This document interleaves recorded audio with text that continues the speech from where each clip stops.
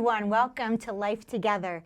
Today we're having conversation with Randi, our own Randi. I think what's going to be really impacting and amazing about today is Randi has been a part of our house. She's like a success story for our house. I met you when you were like 4 years old. Mm-hmm. I don't know how old I was, but you were like 4. And it's just been a joy of my life to watch you grow up. Thanks. And now that you're married and you have 3 children, and to see how you've been parenting so well and so intentionally, it's amazing. So today, Randi's going to be sharing with us her story of parenting, some of her tips and tools that she's been using. It's really quite beautiful. Her 3 children, Jacob, Jonathan, and Raina, are such a beautiful part of our church landscape on a Sunday morning. There's Jonathan and Jacob coloring with markers, and Raina worshiping at the front while the worship team is practicing. And you and Justin are just like, we got this. So it's just really beautiful part of who we are, your family. Thanks. So thanks for being here. You're welcome. And sharing your story with us. This is very exciting. So why don't you go ahead and just share with us your story, how you became this awesome parent, and some of the stuff that you've gone through. Okay. Well, I'll start a little bit of my background. I grew up in a broken family, so my parents separated when I was 4. They officially divorced when I was 6. And communication, well, there was communication, but not healthy communication. So healthy communication was not a tool that I grew up with. That was something that I began to actively pursue, not even right away when I became a parent. It actually came like much later. I think our oldest was 6 before we really had started becoming aware, like, hey, this might be important to learn how to do. Do you have brothers or sisters? No.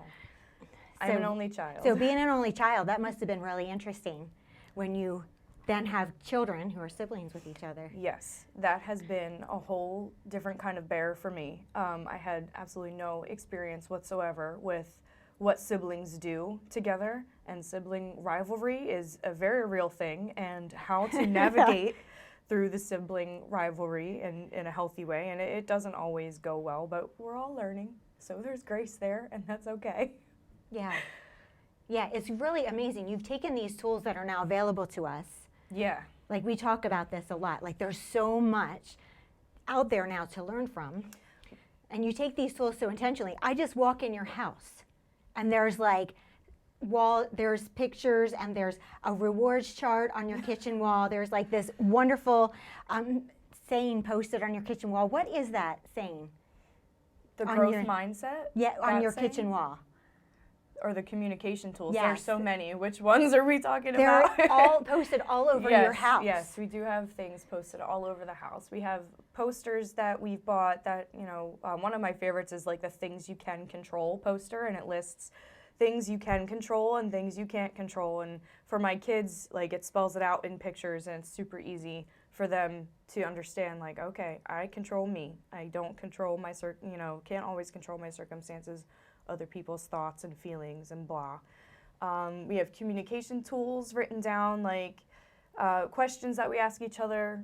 Would now be a good time to talk? I'm wondering if, hey, I'm feeling like. So these are things that we write down and we put all over to, the tools are available. Like, we're learning them, but they're readily available all over the house, right like there. for reference. That's amazing. That's super true. And I was speaking with my mom about doing this interview. I was really super excited. And so we got to talk about parenting a little bit in the way that the tools that I'm learning as a parent and the tools that she had as a parent. And we got into a really great discussion about how her generation and the generation before her, the tools that I'm now learning and my husband are now learning, these were not readily available to them. We have a lot quicker access to things. There's courses now, there's books written now that weren't written 20 years ago. So it's become actually really easy to find these things, not necessarily to learn these things, but to find them. Yeah. They're right there. Yeah, and that's actually the amazing thing about you. You not only learn them, but you begin implementing them Yeah. in your family. So, what are some of the challenges that arose in your life or in your family that caused you to realize that you needed some more tools?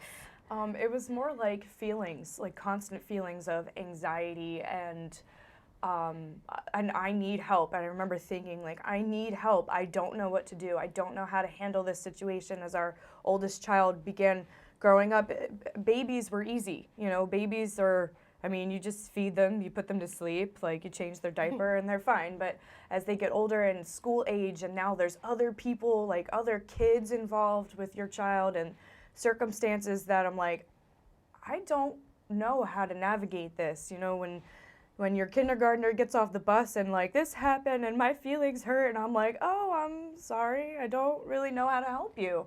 I don't know how to help you, but I want to. And that's really what kind of triggered, like, and even in my marriage, like communication and learning, because my husband didn't grow up in a very healthy communicative family either. So these are tools we're learning together. We're both kind of pioneers Yes, for you our definitely family are. and learning these tools. So that's really what started it between my husband and I. Like, we need to learn how to do this a lot better. And for Jacob, as he was getting older and situations were coming up that I need help, I don't know what to do. Yeah. Is there something specific that really spurred you on to delving into communication? I'm more thinking at this point like emotional communication. Does that make sense? Like what we call emotional intelligence? Yes. Learning emotional intelligence? Yes, emotional intelligence Which is fantastic. How would you define emotional intelligence? Being really self-aware of how you're feeling at any given moment and what triggers or activates different feelings in any given moment. And just being aware of myself. So I think I really, this was introduced to me in small group. I don't remember like if it was a topical small group or not, but one of the things that we were asked to do as homework was to check in like 3 times per day and just do like an emotional check-in. How am I feeling right now? Was I feeling this way 10 minutes ago? If I was, great. If I wasn't, what changed? What happened? And in the beginning, I would forget because it was new. Like, it was a new tool. Like, it was a new thing to do. It was totally foreign. So I would forget, and then I'd feel bad that I forgot. Like, I'm supposed to be doing this, and I'm still not doing it. So I started setting alarms on my phone. So for 3 times a day, I did one, That's a great morning, tool. afternoon, and evenings. And it just said, self-check-in, where I would just take, and it was really quick. It was like a minute. Like, how am I feeling right now? Is everything, like, in my inner world, checking on my inner world. So that was a start. That was my starting, start. That was me starting. being self-aware Yes. is the beginning of you also then teaching your children. Yeah, everything How really to be started with self-aware. me and me learning the tools, because if I don't, I kind of had this in retrospect, like if I am not good at using the tool, I can't teach somebody else how to use the tool, if that makes sense. It made sense for me with my kids. And the thing about kids and learning these things is I am teaching them as I'm learning them. So there's lots of failing and lots of mistakes and lots of apologies and figuring it out. But there's so much grace over the whole thing. And the great thing about kids is that they're super forgiving and they're super understanding. They really, really are. They're like, listen, when we have talks like, oh my goodness, guys, I'm really sorry. Mommy did not manage her emotions very well back there in that situation, and I'm sorry that I didn't control myself. And they're like, oh, we forgive you. It's okay. Like, they're so like, okay. And then they never bring it up again. Like, And it doesn't actually scar them, because that's No. when we acknowledge something that we did that hurt their heart, hurt their feelings, and we apologize for it, it doesn't leave a scar. it doesn't, no. Because When we ignore it and try to like cover over it, then it does leave a wound. So that's like, And that is a really beautiful important. part of communication also, is acknowledging, hey, I made a mistake, and I want to talk about it with you. wow, it's good. Yeah. All right, we're going to stop here. Thanks, everybody. We're going to take a quick break and be right back.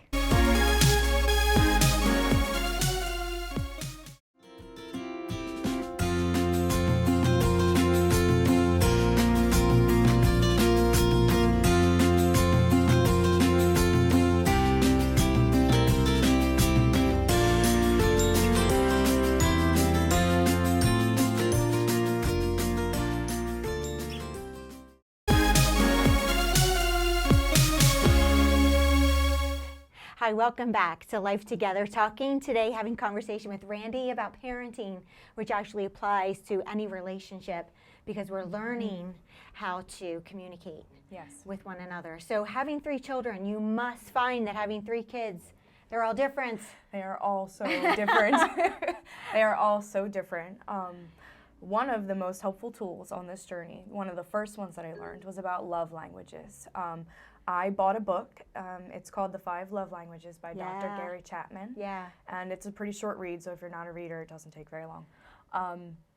And I mostly read it for me, to learn about myself, but it really helps with anybody in your life, and learning that love is a language and not everybody speaks the same love language. And so this is where intentionality comes in, because so I'll just go over real quick. My love languages are quality time and physical touch. I feel loved when you're spending time with me, and I love like little arm touches and hugs. Like I love that. That's how I receive love. So it is easy for me to love people that way also, because that's natural. That's my love language. Now, my middle child, he does not have those love languages. He's actually a words of affirmation love language. So he really thrives and feels loved when he's encouraged. You did a great job. I see the way that you did this. I notice. Great. This is awesome. That makes him feel loved and seen and noticed. My oldest child has the same love languages as me, so that's really easy. And my youngest is only 3, so while I feel like all young kids start out with like the quality time, really haven't pinned down what if she has a second like love language yet. But she is a helper, so I'm thinking acts of service is probably in there, because asking her, Raina, would you like to help me, or like the magic words? Wow. She jumps right on that. So. Wow, that's amazing. Yeah. So like, what are some keys that you found in connecting with your children? As they're so different, I would imagine then they would like your time with them. It looks different. Yes, time looks different, and it is a struggle to navigate how to spend time with each child individually so that they all feel important and seen and heard and loved. This has been something that my husband and I have learned to navigate, because it's not like we can spend an hour per child every day. Life practically doesn't always work like that. So with my quality time child, Jacob, I am intentional with him that for at least 20 minutes a day, he gets my undivided attention, whether it's over breakfast, and sometimes it's broken up. Sometimes it's 10 minutes here and 10 minutes there, but he really is like, are you listening? Are you actively listening? As long as we're together, you're listening, we could be doing a card game, it doesn't matter. He's just happy we're doing it together, and my attention is undivided for a moment. It's difficult because I have 2 other kids who are like, Mom, I need this, Mom, I need that. But there's a way to protect that, where I can be like, hang on a second, do you need this right now? Okay, I'm spending time with Jacob for about 5 more minutes. I'll be with you in a moment. Yeah. Yeah. You were sharing with me one time how your middle child is a feeler. Yes. And has strong emotions.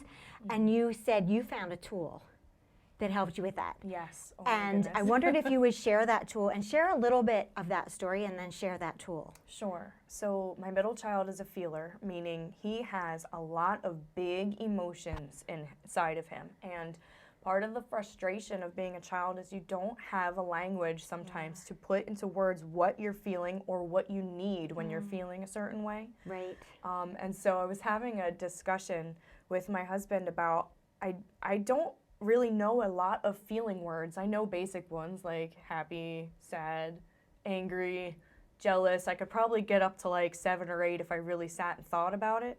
And I'm like, I really don't know like a whole lot of emotion words. And then the conspiracy that Facebook listens to you kicked in, because the next day there was an ad on my Facebook feed for this tool. It's called a Time In Toolkit, and it's made by a company called Generation Mindful. And what it entails is it's posters that give a child visuals of different emotions. So it has like cartoon children's faces, but all of these visuals and names for the emotions, and strategies for how to navigate and process certain emotions. So I think it was about $60. It was a really amazing investment. Our whole family uses this tool. So we take time-ins, and we take Time in, I love that. Not Yes. time out, time It's in. a time in, not a time out. Yes, and that was something I learned with the toolkit. That was a language, that was a verbiage I learned with the toolkit. And we take time ins, and most of the time they want to take it together. Mama, will you come take a time in with me? And there are like flashcards with the emotions on it, and there's a mat. Can I bring it up? Yes. Yes. Show Okay, us. so I brought a few to show. There's this neat little like interactive sheet that they love to do, and the first step, says I feel, and there's all these cute little emotion cards. Wow. Each one has like an emotion and a face that demonstrates the emotion, so they can pick, okay, right now, I'm feeling jealous. And sometimes they'll put like 8 emotions here. My feeler really will be like, I'm feeling this and this and this and this, and he'll put them all there. Wow. And then there's other cards that it came with of strategies, like drawing, doing a puzzle, making up your own, squeezing a ball, hugging a stuffed animal. There's more than that, but so they can choose what they want to do while they're processing this emotion. So he's a drawer, he's an artist, my feeler middle child. So we usually color together, and when we bought the toolkit, it came with like printables and things, so we printed out some of the coloring sheets, and the coloring sheets aren't just like regular coloring sheets. They say things like misbehavior is an unmet need, and emotions are sacred, and just stuff that make emotions a positive thing. Reinforce that. Yes, because there's negative emotions also, and so teaching Jonathan that it's okay to have a negative emotion. It's what we do with it that we want to work on. So what does your language sound like when you're talking with a child who's struggling with a negative emotion? So if Jonathan will, I usually ask, hey, how's your bucket? We do the bucket system. There's a book. It's a bucket filling book. I can't remember if that's the exact title or not, but that's the visual that our family has. Hey, how's your bucket? Is it full? Is it empty? In the middle? What do you need to fill it up? Like your heart is like a bucket. Like your heart's like a bucket. So then he can tell me, well, I'm feeling a little lonely or a little sad. So my language is kind of like, oh my goodness, why? And now why, my kids are good at the why now, but it was difficult in the beginning to teach a child to understand, why do I feel this way? Because a lot of times you can teach them then what they're feeling and give a language to what they're feeling, but not necessarily why are they feeling that way. So then it's kind of my job to play detective and ask questions. And ask questions like, oh, well, did you feel like this all day or just right now? Well, just right now. Okay. Yeah. Did you feel like this like coming home from school, or did you feel like this just since you've been home? I've really just been feeling like this since I've been home. Okay, well, you're not playing with anybody right now. Is there a reason you're not playing with anybody right now? Well, everybody was playing a game, and I wanted to play this other game, but nobody wanted to play my game, so nobody wants to play with me, and now I feel lonely. So that whole process of asking questions and playing detective, and my oldest is now great at this. He's very good at learning and getting to the bottom of why he's feeling the way he's feeling. Jonathan is still learning, so I don't mind, asking the questions to help him get there. But even just learning for myself how to ask the questions and what questions to ask was a process also. Because then what happens once they understand what's going on inside of them? What happens then we in can them? Then we can have, okay, oh my goodness, I understand how that could make you feel lonely, that nobody wanted to play the game you were playing. Did the game they were playing look kind of fun? Well, no, I didn't really want to play that. All right, well then you have a choice, you know? Now you have a choice. You can sit here, you know, by yourself and be kind of unhappy and lonely if you want to, or we could go find something else for you to do. And then it's all about the choice. Well, I just want to sit here. Okay, that's going to be sad for you, but okay. But that's then the responsibilities on them. Right. That's really good. You were telling me that you had a story about your oldest. Oh my goodness. That kind of encapsulates Yes. all of what you've been teaching your children, how to communicate their heart. Would you share that story with us? I love this story. So in the beginning, it was very frustrating because when you're learning a new tool, you don't always get it right. And sometimes you feel like everything that you're trying to teach is just not going well. Your kids just aren't getting it. So this was the first time that I'd really gotten to see fruit of, oh my goodness, what I'm doing is working. We were at midweek service at church, and I cannot remember exactly what set him off, but he lost his mind, and he was really mouthy and just miserable and grumpy, and I gave him a choice.